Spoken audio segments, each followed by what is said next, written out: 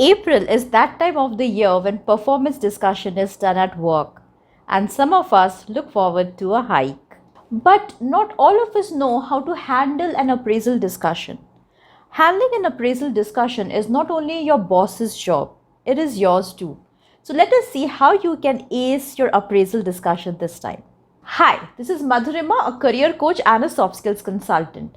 If you want to see more such videos, then subscribe and click on the bell notification to be informed whenever I post new videos. Give this video a thumbs up and let's get started. Begin with your key result areas or your KRAs.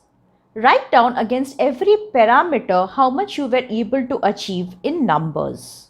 Examples of these parameters could include CSAT, quality, sales count, etc. Be ready to answer questions for criteria not met along with future improvement plans. The second thing to do would be to make a list of your achievements and initiatives.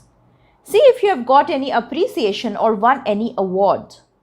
Write about the results your initiatives brought.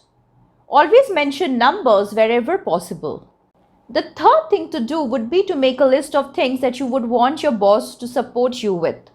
Appraisal discussions isn't only about you getting feedback from your boss. It is also the other way around.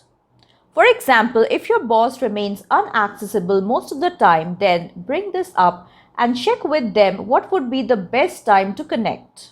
These were the top 3 things that you should be prepared with before your appraisal discussion. Here are some bonus tips. Carry the diary or your laptop where you have made these notes to your appraisal discussion. Accept feedback from your boss positively.